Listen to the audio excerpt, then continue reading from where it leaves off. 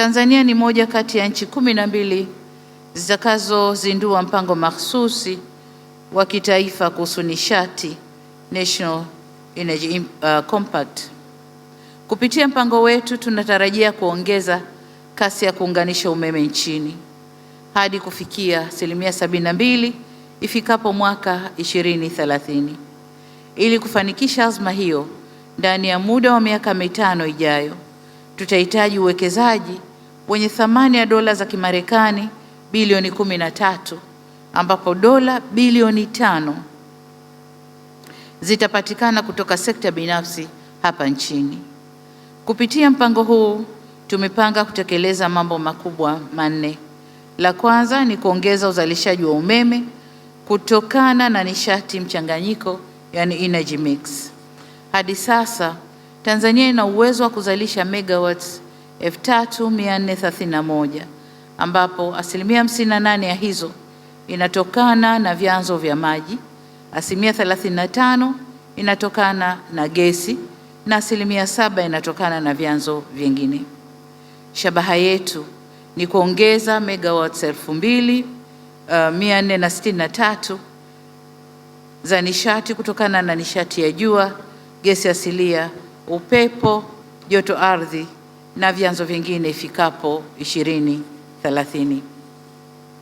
Jambo la pili, kijiografia Tanzania ni kiungo muhimu katika kuunganisha mtandao wa umeme kwa nchi za Mashariki na Kusini mwa Afrika, Eastern African Power Pool na Southern African Power Pool, na hivyo kuwezesha biashara ya umeme kutoka Afrika Kusini hadi Misri. Tayari tumekwisha unganisha miundombinu ya umeme na nchi za Burundi, Kenya na Rwanda, na sasa tunaendelea kuunganisha miundombinu ya umeme na nchi ya Zambia na Uganda. Kuwepo kwa miundombinu hiyo itawezesha biashara ya nishati kati ya nchi za Jumuiya ya Afrika Mashariki na nchi za SADC.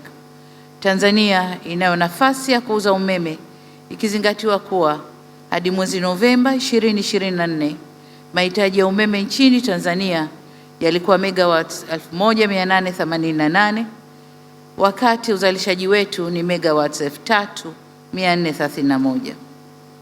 Jambo la tatu ni kufikisha umeme kwenye vitongoji baada ya kufanikiwa kusambaza umeme katika vijiji vyote vya Tanzania. Mwelekeo wetu ni kuvifikia vitongoji vyote 64,359. Hadi sasa tumeshavifikia vitongoji 32,827 na kazi inaendelea katika vitongoji 20,000. Hivyo kupitia mpango huu tutaweza kukamilisha vitongoji 11,532 vilivyobakia. Jambo la 4 ambalo mpango huu utafanya ni kusaidia usambazaji wa nishati safi ya kupikia. Inakadiriwa watu 950 barani Afrika wanakosa nishati safi ya kupikia. Hali hii inaligharimu sana bara letu na inahusishwa na kuongezeka kwa umaskini, vitishio vya kiafya, uharibifu wa mazingira, kuongezeka kwa uzalishaji wa kaboni, kupotea kwa bioanuwai na kukosekana kwa usawa wa kijinsia. Nchini Tanzania, utegemezi wa kuni na mkaa kwa ajili ya kupikia ni zaidi ya 90%. Hatuwezi kupuuza madhara na gharama kubwa ya kutumia kuni na mkaa, hasa kwa afya na ustawi wa wanawake na wasichana. Katika kukabiliana na hili, Tanzania tumeweka mkakati wa kitaifa wa nishati safi ya kupikia unaolenga kupandisha kiwango cha matumizi ya nishati safi ya kupikia kutoka 10% ya sasa hadi 80% ifikapo mwaka 2034.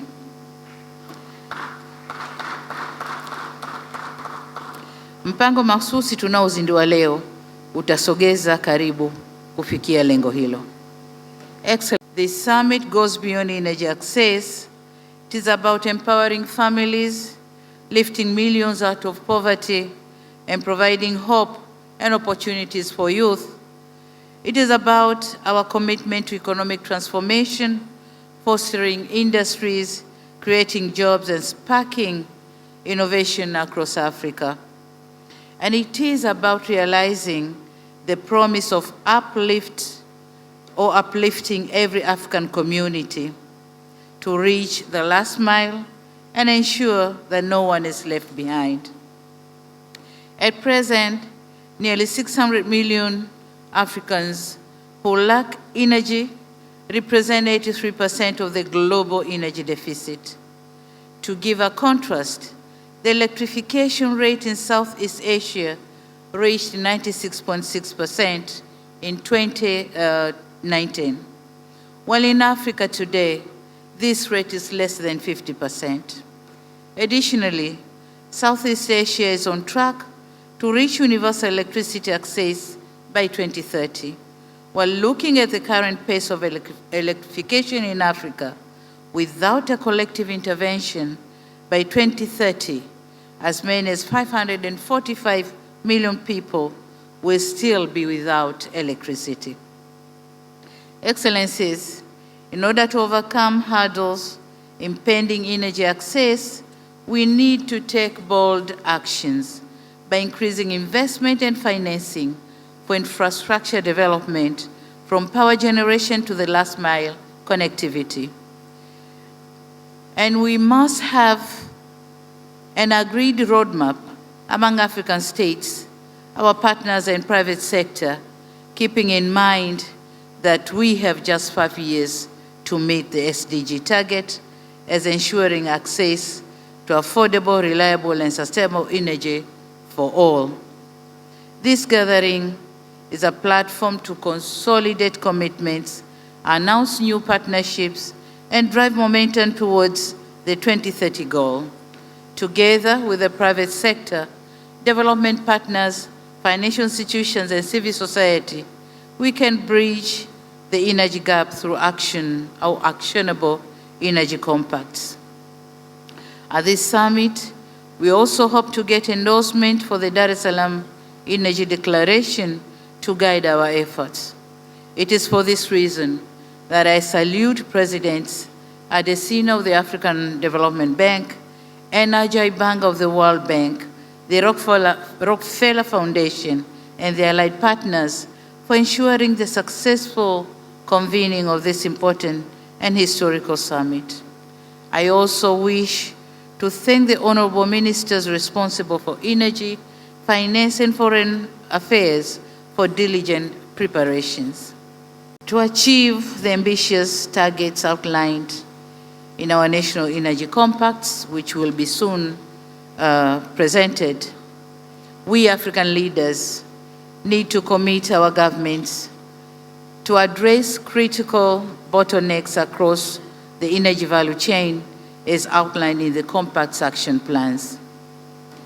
As we welcome the commitments by the African Development Bank and the World Bank and other financial institutions to scale up financing and technical assistance, for active participation of the private sector, we African leaders commit to create favorable investment environment through policy reforms, transparent procurement, and innovative financing mechanisms.